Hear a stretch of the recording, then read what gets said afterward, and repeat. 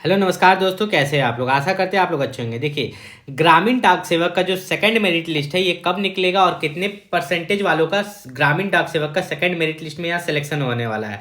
तो सबसे पहली बात यहाँ पर अगर हम बात करें तो ग्रामीण डाक सेवक का फर्स्ट मेरिट लिस्ट निकल चुका है, ठीक है।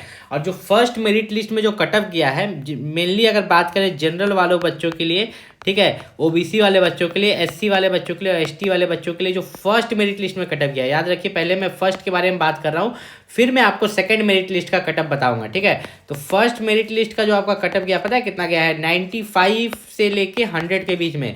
जो बच्चे यहाँ 95% से लेके 100% के बीच में जिन बच्चों का क्लास 10th में था, तो उन लोगों का ग्रामीण डाक सेवक में जीडीएस में फर्स्ट मेरिट लिस्ट में यहाँ पर सिलेक्शन हो गया, ठीक है। तो इनकी बात छोड़ देते हैं। अब यहाँ पर जो 95% से कम वाले हैं तो उनका सिलेक्शन होगा भी या नहीं होगा, इस वीडियो में हम बात करने वाले हैं। तो देखिए यहाँ पर जो है ग्रामीण डाक सेवक सेकंड मेरिट लिस्ट कितने परसेंटेज वालों का होगा सिलेक्शन। तो देखो, जो भी जीडीएस में फॉर्म भरे हैं तो आपका 10th के परसेंटेज पर ही यहाँ पर सिलेक्शन हो रहा है। तो सेकंड मेरिट लिस्ट जो निकलेगा हर एक स्टेट का, ठीक है, सेकंड मेरिट लिस्ट वहाँ पर कितने परसेंट वालों का सिलेक्शन होगा। तो अगर आपका क्लास 10th में, ठीक है, अगर आपका क्लास 10th में 90% से ऊपर है, 90% से लेके 100% के बीच में है, तब आपका सेकंड मेरिट लिस्ट में सिलेक्शन होगा, ठीक। देखो वहीं पर अगर बात करें थर्ड मेरिट लिस्ट, ठीक है, कि थर्ड मेरिट लिस्ट में किन बच्चों का सिलेक्शन होगा। तो थर्ड मेरिट लिस्ट में उन बच्चों का सिलेक्शन होगा जिनका क्लास 10th में यहाँ पर मान के चलिए कि 80% से ऊपर है, 80% टू 100%, ठीक है, क्योंकि थर्ड मेरिट लिस्ट में ही ये पहुंच जाता है 80% तक, ठीक है। 80% तक आपका गिरावट हो जाता है कि 80% जो बच्चा क्लास 10th में लाया उसको भी वहां पर उठाया जाता है, ठीक है। लेकिन वहीं पर बात करें अगर फोर्थ मेरिट लिस्ट, तो फोर्थ मेरिट लिस्ट जो आपका जाता है वह आपका पिछले बार जो गया था 78%, ठीक है। देखिए मात्र 2% कम हो रहा है, 78% टू 100%, ठीक।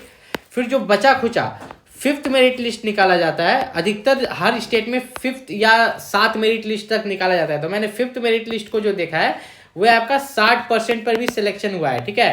जो पिछला अगर आप रिकॉर्ड देखिएगा 2023 का 22 का, तो जो बच्चों का 60% है क्लास 10th में, तो उन लोगों का भी ग्रामीण डाक सेवक में यहाँ पर सिलेक्शन हुआ है। अब यहाँ पर बात करते हैं कि अगर आपका ग्रामीण डाक सेवक में नाम निकल जाता है तो क्या क्या डॉक्यूमेंट्स आपको ले जाने पड़ते हैं, ठीक है, क्या क्या डॉक्यूमेंट्स आपको ले जाने पड़ते हैं। सबसे पहला है आपका कास्ट सर्टिफिकेट, ठीक है। कास्ट सर्टिफिकेट को यहाँ पर बोलते हैं जाति प्रमाण पत्र, ठीक है, हिंदी में अगर बोलेंगे तो जाति, ठीक है, कि आप किससे बिलोंग करते हो, ओबीसी, एससी, एसटी, ईडब्ल्यूएस। और याद रखिएगा ये सेंट्रल लेवल का होना चाहिए। किसका? आपका सेंट्रल लेवल का होना चाहिए, ना कि आपका यहाँ पर दो तरह का होता है, एक होता है आपका स्टेट लेवल का, एक सेंट्रल लेवल का। तो सेंट्रल लेवल का जाति मांगा जाता है। दूसरा सबसे बड़ा दिक्कत है, जो फॉर्म आपने अप्लाई किया था उस फॉर्म का प्रिंट आउट, ठीक है, उस फॉर्म का प्रिंट आउट होना चाहिए। आपका निवास प्रमाण पत्र आपके पास होना चाहिए, ठीक है, निवास प्रमाण पत्र आपके पास होना चाहिए, जिसको डोमिसाइल बोलते हैं, रेसिडेंशियल सर्टिफिकेट बोलते हैं, ठीक है। चौथा अगर यहाँ पर बात करें तो देखिए आपका जो 10th का सर्टिफिकेट है, तो 10th का दो तरह का होता है। एक होता है आपका 10th का मार्कशीट, क्या होता है? 10th का मार्कशीट होता है।